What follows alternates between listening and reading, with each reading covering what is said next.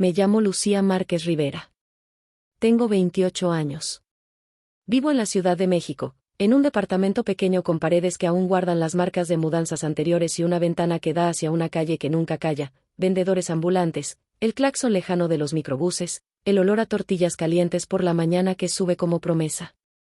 Trabajo como asistente en una editorial, muchas horas frente a una pantalla, menos descanso del que mi cuerpo pide, y llevo, desde hace años, una sensación de costra en el pecho que no se quita con café ni con fines de semana.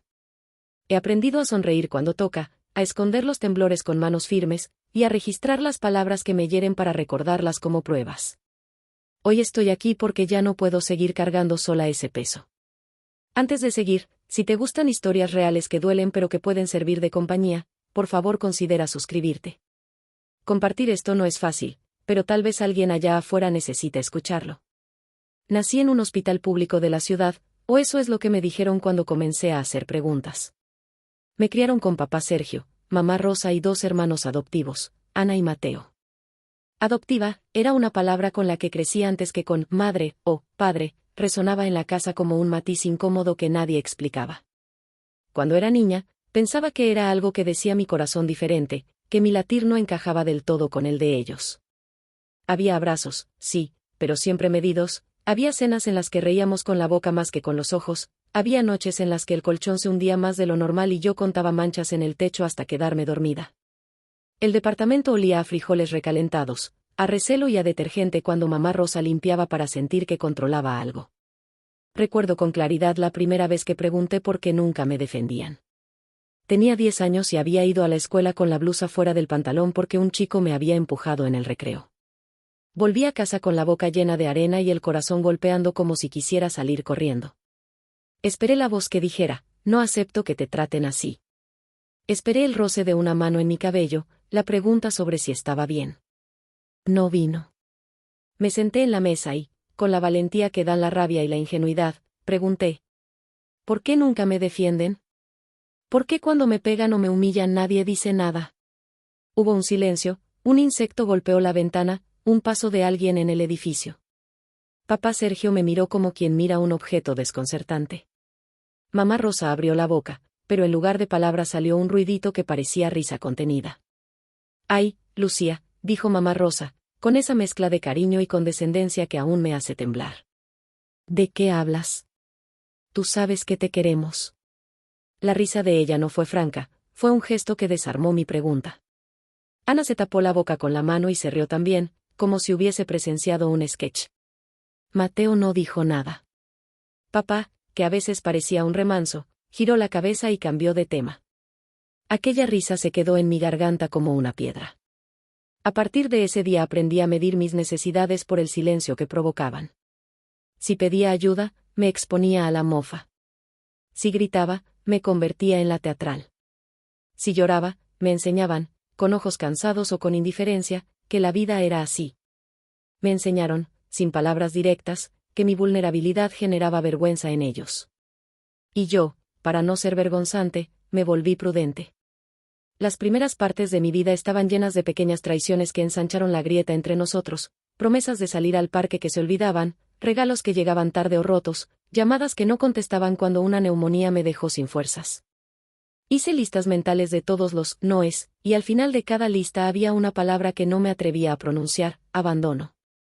Si esto te está resonando hasta ahora, dale like, que ayuda a que más personas que puedan estar pasando por lo mismo encuentren esta historia. Había una lógica perversa en casa, lo importante se hablaba en voz baja, como si la verdad pudiera romper algo más si se pronunciara alto. Las peleas se extinguían con pelos sueltos y miradas que no buscaban consuelo. La casa tenía habitaciones con puertas que se cerraban a medias y pasillos donde mi presencia parecía siempre sobrar. No era solo que no me defendían en el recreo, no me defendían cuando papá, después de una copa de demasiado, se volvía áspero, no lo hacían cuando Ana me comparaba con fantasmas que, según ella, ya no debía recordar. Mi relación con la ciudad era doble, por fuera, la muchedumbre me protegía, dentro de casa, la soledad me estrangulaba. Iba a la escuela, cumplía con mis deberes y regresaba.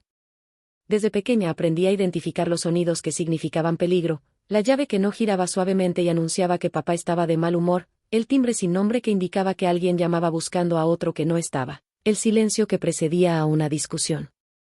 A los 14 años empecé a buscar respuestas fuera de casa. Le pregunté a la maestra de ética, a la vecina de la puerta 3B, a las tías que aparecían en Navidad y, cuando la curiosidad se volvía demasiado punzante, me alimenté de libros prestados de la biblioteca que hablaban de adopción, de derechos del niño y de familias rotas. Encontré nombres, encontré leyes, encontré testimonios. Cada página que leía era una linterna que iluminaba una parte distinta de mi propia historia. Muchas veces lo que veía me hacía llorar de rabia. Quería confrontarlos, exigir una explicación que no viniera envuelta en risas. Una noche, a los 16, el tema volvió con fuerza. Estaba frente al espejo del baño, observando los lunares en mi cuello como si fueran mapas, cuando mi hermano Mateo pasó y dijo en voz alta, sin mirar, siempre dices esas cosas para llamar la atención. La palabra, siempre, retumbó como una sentencia. ¿Llamar la atención? Le respondí. ¿Y tú por qué nunca dices nada cuando me empujan? Hubo un silencio pesado. Mamá, desde la cocina, dejó la olla a medio mover.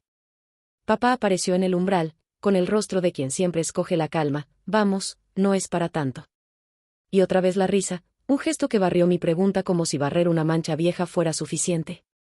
Desde entonces la pregunta, ¿por qué nunca me defienden?, dejó de ser un reclamo azaroso y se convirtió en la pregunta central de mi vida. Me percaté de que, en mi familia adoptiva, reírse ante una denuncia era una defensa, reír era negar, era minimizar, era proteger algo más grande y frágil detrás de su orgullo. No entendía aún qué o a quién protegían, pero esa risa era la barrera que me impedía ser ayudada. Mientras escribo esto, siento el frío en las manos, las mismas manos que alguna vez golpearon una pared por impotencia, y la garganta me aprieta. La memoria me trae olores, el olor del alcohol en la alacena, el de la ropa recién planchada que escondía golpes, el del sudor en el sillón después de una discusión que nadie recordaba al día siguiente. Todo eso conformaba mi paisaje emocional. Y quiero que lo sepas, no busco compasión, busco verdad y compañía. No olvidaré esa primera risa. Fue la chispa que encendió años de silencios y de preguntas. Y fue el motivo por el que, más tarde, empecé a mirar hacia afuera con la necesidad de construir una voz que no se riera de sí misma. Después de la risa de mamá Rosa, mi mundo se organizó en torno a una estrategia sutil de supervivencia. Aprendí a sonreír antes de que la tensión explotara, a ser graciosa para desviar la atención, a saber exactamente cuándo pedir perdón incluso antes de entender que había hecho mal. Mis notas en la escuela subieron, me volví la niña modelo. Fuera de la casa parecía que tenía todo resuelto, pero por dentro había una fractura que avanzaba lenta y persistente. El abuso que sufrí no siempre fue visible. Algunas noches papá Sergio se me acercaba con palabras que pesaban más que un golpe, otras, la indiferencia era tan afilada que cortaba la piel del alma. Hubo momentos concretos en que la violencia fue física, sí, y la mayoría de las veces se disfrazó de lección o corrección. Recuerdo una vez cuando, con 11 años, me sujetaron de los brazos y me empujaron en la plaza porque había respondido mal. La gente pasó sin mirar. Un hombre mayor nos dijo por lo bajo, hay familias donde se educa así. La vecina cerró la ventana. Me llevé de nuevo aquella sensación de ser un objeto con precio, y mi pregunta, ¿por qué nadie me defendía?, se convirtió en una herida infectada. Con los años, empecé a notar que las risas eran también un código. En reuniones familiares, cuando yo pronunciaba palabras que rozaban la crítica, las carcajadas protectoras llegaban como escudos. Era como si cada declaración mía que rozara la vulnerabilidad disparara una señal de «esto no importa». Vi cómo Ana se reía cuando yo hablaba de mis sueños universitarios, restándole mérito hasta hacerlos pequeños. Vieron cómo tutoraba en silencio mis intentos de estudiar a pesar de no ayudar, y aún así, cuando dije que necesitaba apoyo, se rieron. En la secundaria hice amigos que me miraban con otra clase de ternura. Uno de ellos, Diego, me enseñó a dejar de bajar la cabeza. Me dijo una vez, sin esperar respuestas, no mereces que se rían de ti. Su compañía era un alivio. Pero los alivios pueden ser frágiles. Cuando empecé a traer esos temas a casa, la risa se convirtió en otra arma. Ah, ahora vienes con tus amigos a hacer teatro, decía papá.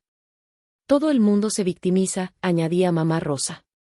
Aquellas risas me hundían más profundo, porque no solo invalidaban mi experiencia, la convertían en algo ridículo. A los 17 años decidí ir a terapia con el dinero que había ahorrado de trabajos ocasionales. Empecé a nombrar mis miedos, la sensación de no pertenecer, el temor a la noche, la dificultad para confiar. La terapeuta me miraba con una calma que en casa no existía y me dijo, Tu familia no sabe cómo defenderte porque defenderte supondría enfrentarse a algo que no quieren ver. Esa frase me golpeó con una mezcla de alivio y tormento, alivio porque por fin alguien ponía palabras a lo que sentía, tormento porque su significado abría una caja que preferiría no abrir. En terapia, entre lágrimas, descubrí que muchas de las conductas de mi familia tenían raíces antiguas, traumas no resueltos, secretos silenciados, vergüenzas que se tapaban con risas. Empecé a entender que reírse de mi dolor era también un mecanismo de autopreservación de ellos. Si admitían que yo sufría, tendrían que asumir su propio fracaso. Y asumir el fracaso resultaba más doloroso que burlarse de mí. En mi trabajo en la editorial, conocí a una compañera, Elena, que había pasado por situaciones de descarte emocional similares. Con ella pude practicar la verdad sin temor. Una tarde, después de una discusión con Ana, la conversación típica en la que se comparaba mi vida con la de los hijos de sangre, regresé enojada al departamento y conté el episodio a Elena por mensaje. No lo aguanto más, escribí. Se ríen y todo queda ahí. No deberías cargar con eso sola, respondió ella. Si necesitas que vayamos a hablar con ellos, voy contigo. Su ofrecimiento fue una puerta. Llevé a Elena una semana después. Recuerdo cada detalle, el olor a café viejo, las cortinas pliegueadas, el ruido de la televisión que salía como murmullo. Elena se sentó con una calma que yo no tenía. Dijo con voz suave, nos preocupa Lucía. Creemos que merece ser escuchada. La reacción fue inmediata. Papá puso la mano sobre el borde de la mesa como si sujetara un precipicio, mamá contuvo la risa que parecía su respuesta automática, Ana rodó los ojos. La conversación derivó en minimizaciones, son cosas de jóvenes, tú exageras, siempre buscas pelea. En un momento, papá replicó con dureza, si vas a venir con todo eso, mejor te vas. Las palabras sonaron a sentencia. ¿Por qué se ríen cuando pido ayuda? Le pregunté a Elena después, cuando salimos a la calle. ¿Por qué no me toman en serio?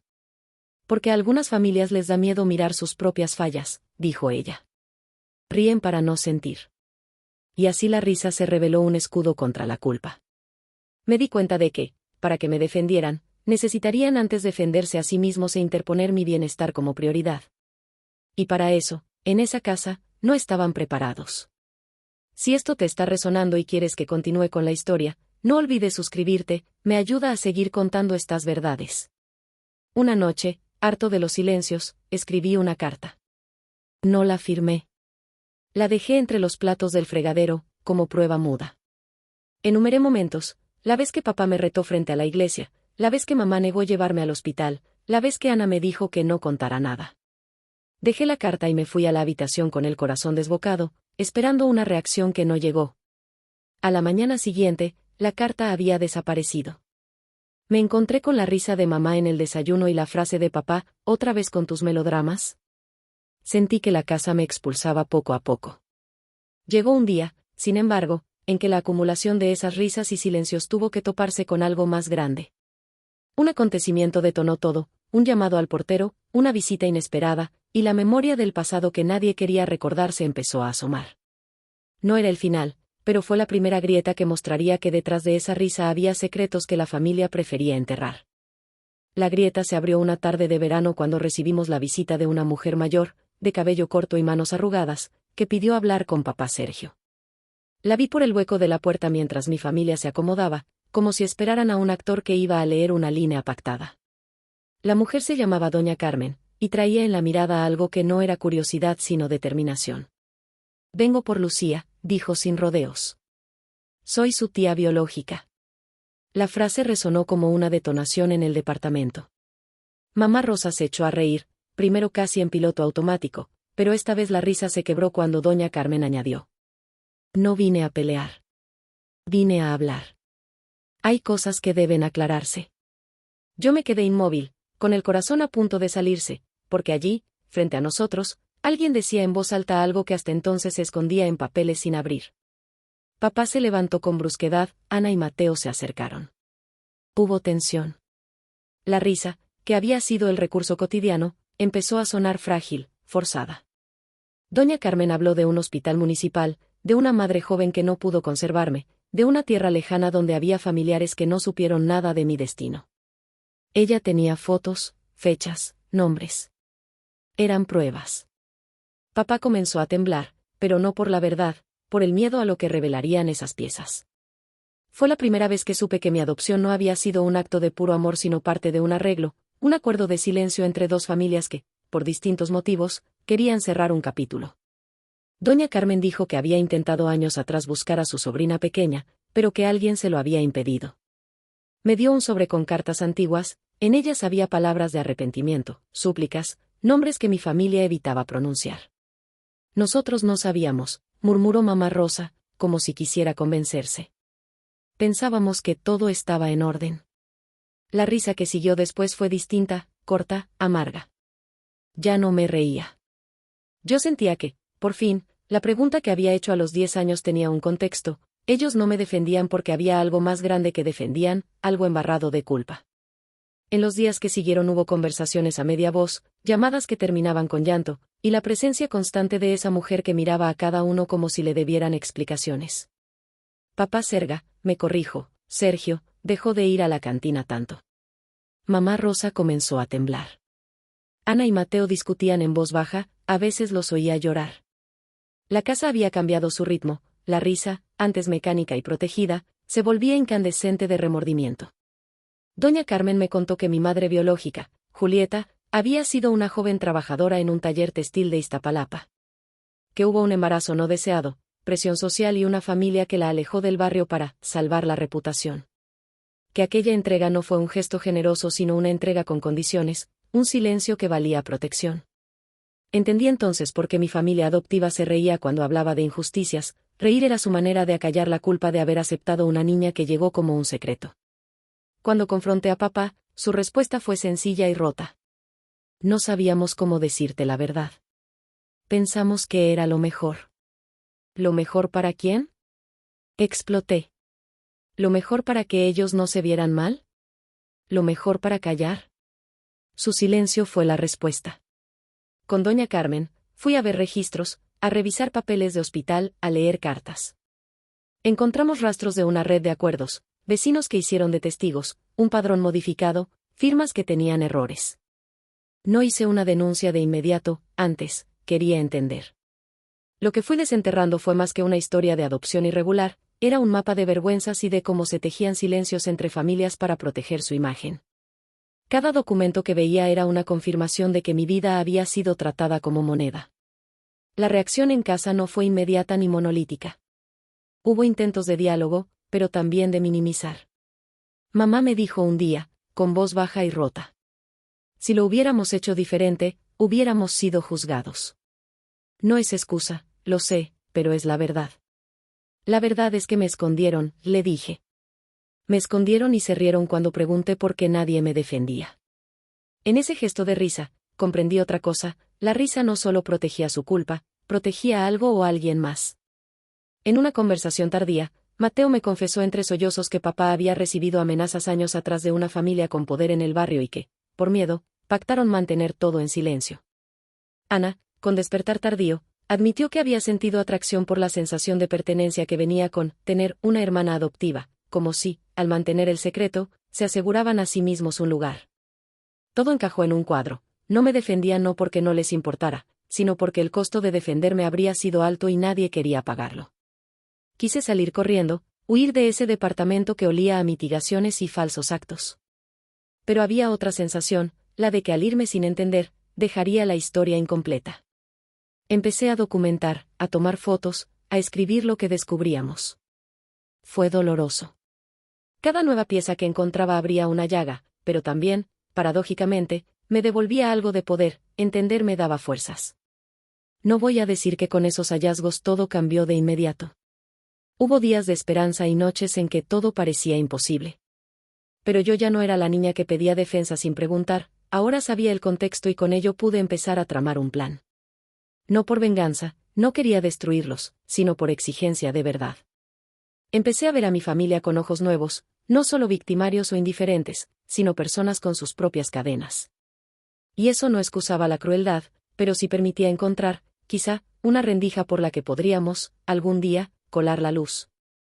La verdad no fue un cataclismo instantáneo, fue un terremoto que se desplazó en réplicas. Tras la llegada de doña Carmen y los documentos, las dinámicas en casa se volvieron más frágiles. Algunos días papá se mostraba arrepentido y hablador, otros, volvía a su viejo patrón de minimizar, como si la culpa pesara tanto que prefería hundirse en la apatía. Mamá Rosa oscilaba entre la vergüenza y la negación. Ana se distanció, Mateo me buscaba con lágrimas en la noche. Decidí confrontar a quienes habían sido los responsables directos de los arreglos, exvecinos, parientes lejanos, la familia que, según doña Carmen, había presionado para que mi madre diera el paso. Fui con la documentación en la mano. Fue difícil. Hubo caras que se tornaron pequeñas al verme entrar con la idea de exigir rendición de cuentas. Algunos respondieron con indiferencia, otros me miraron con piedad. Este proceso me enseñó algo crucial: la verdad, cuando sale, hiere a muchos, y no siempre de la manera que uno espera. En una de esas entrevistas, un señor mayor llamado don Héctor me dijo, con voz temblorosa: nos protegimos como pudimos. La vergüenza era una moneda que no sabíamos cómo gastar. No se trataba de ti, niña. ¿Por qué, en tantas noches, seguía volviendo a mi pregunta, por qué nunca me defendían? Porque la respuesta implicaba aceptar que la protección que me faltó no era casualidad. Era una elección. Y eso dolía. Hubo un punto de quiebre cuando, tras meses de tensión, papá rompió. Lo vi una madrugada, con las manos en la cabeza, mientras la ciudad dormía y el ruido lejano era una marea. Me dijo, con la voz rota: te pedí que callaras cuando viniste a decirlo todo. Pensé que si no sabía la gente, si no venía la vergüenza, podríamos seguir. Pero ahora veo que te herimos. No fue una disculpa perfecta. Fue humana, llena de contradicciones. Lo abracé, aunque una parte de mí dudaba. ¿Podía abrazar a quien me había dejado sola tantas veces? ¿Podía perdonar sin borrar? Empecé a asistir a reuniones con él y con mamá Rosa, a terapia familiar que a veces era un desastre y a veces una luz. No todo sanó, muchas conversaciones terminaron en puertas que se cerraron. La comunidad cambió su manera de mirarme. Algunos vecinos, que habían participado en el pacto del silencio, comenzaron a evitar mirarme. Otros, que sabían algo desde siempre, me mostraron un cariño sobrio. Doña Carmen se volvió un pilar inesperado, me enseñó recetas, me corregía cuando pronunciaba palabras como culpa con la punta de la lengua. Con ella aprendí que el perdón es una obra de construcción lenta, y que pedirlo no borra la necesidad de justicia. Hubo un episodio que me estremeció: recibí una carta anónima con amenazas veladas. Algún fantasma del pasado no quería que siguiera remando hacia la claridad. Esa noche lloré hasta quedarme dormida. Sentía miedo real, no el miedo difuso de la infancia, sino terror tangible. Fue entonces cuando comprendí que la risa en casa había tenido también el propósito de protegernos de ciertas fuerzas, por miedo se habían vuelto cómplices. Y el miedo, cuando se convierte en motor, puede hacer terribles cosas. En medio de todo eso, mi responsabilidad cambió. Dejé de ser la que preguntaba buscando solamente consuelo y me convertí en la que exigía un lugar legítimo. Empecé a estudiar leyes por las noches, porque entendí que conocer mis derechos me daba herramientas. Las noches con libros entre las manos y la ciudad como telón me hicieron más fuerte. Aprendí a nombrar la injusticia y a no temer al eco de mi voz. La relación con Ana fue la más difícil. Ella, que había reído conmigo tantas veces en complicidad con nuestros padres, se convirtió en una enemiga distante. Hubo una discusión feroz en la que ella me dijo: siempre fuiste la diferente. Siempre fue culpa tuya. Me pegó como un golpe, pero ya no me hacía caer como antes. Respondí con calma, con una verdad: mi diferencia no te quita lo tuyo. Tu risa no me define. No ganamos esa batalla, pero puse un límite. Porque a veces la única defensa posible es decir, no más. Las consecuencias fueron complejas. Algunos miembros de la familia se alejaron. Otros intentaron enmendar con gestos torpes que más que sanar, reabrían las heridas. La calle comenzó a hablar, a veces con ternura, a veces con crueldad. Aprendí a filtrar.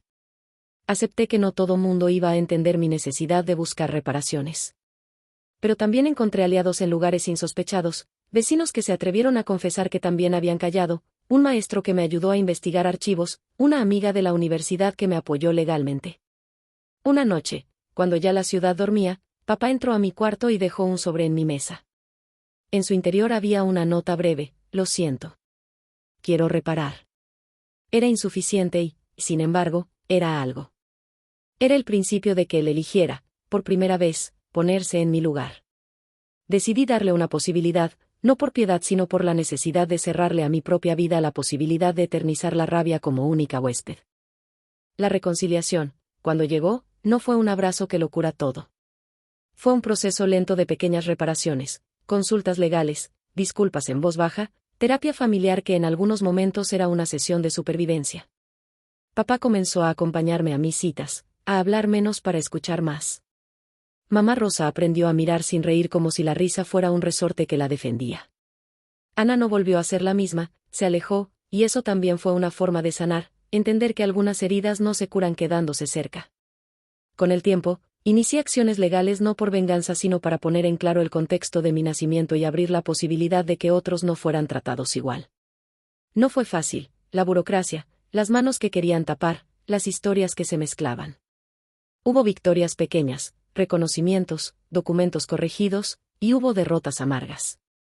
Pero cada avance era un acto de afirmación sobre mi existencia. Descubrí a mi madre biológica por fin, gracias a la persistencia de doña Carmen y a la paciencia de las autoridades. La encontré en un barrio cercano, con manos ásperas de trabajo y una voz que tembló al decir mi nombre. Nos reconocimos en el primer llanto.